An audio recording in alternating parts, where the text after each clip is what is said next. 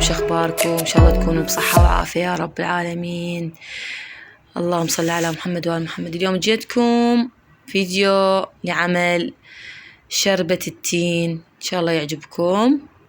هاي عندي تين أني غسلته وجهزته، وعندي هذا عزلته على صفحة عودة أسوي لكم بيه مربى، إن شاء الله أنزلكم إياه. هنا هسه هذا التين حسب انتو ايش قد تردون كمية.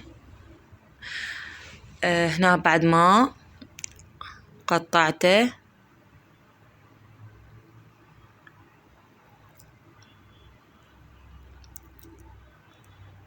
بهذا الشكل.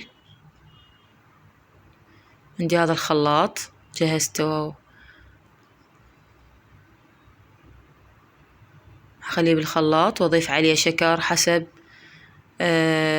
ذوقكم، يعني ايش قد تحطون شكر، كمية قليلة تريدوه حلو، تريدوه وسط، تريدون بدون شكر هو أصلا بيه حلا، ممكن تضيفون شكر قليل. أنا أضيف يعني ما أحبه حلو، أي حسب يعني الكمية وإيش قد أحط. راح أحط أنا أحط شكر يعني حلا بسيطة، اللي ما يحب الحلا يخلي شكر قليل، واللي أصلا ما يحب السكر يعني نقول خليه طبيعي أفضل له. يعني أنا هنا خليت تقريب 4 معالق من السكر لو 3، بعد إذا حسيت يحتاج له حضيف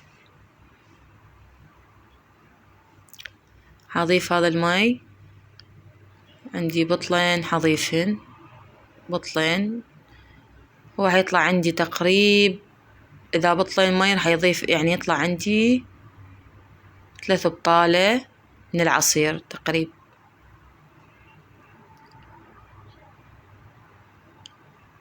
عصير التين كلش طيب، والتين كلش بيه فوائد.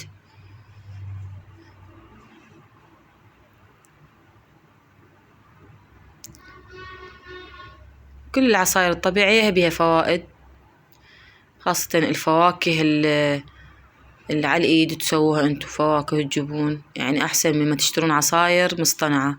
هنا عندي شوفوا حبايبي كلاصين من العصير و3 بطالة من العصير صارن هاي الكمية. لا تنسوني باللايك والاشتراك بالقناة حبايبي، مع ألف ألف سلامة.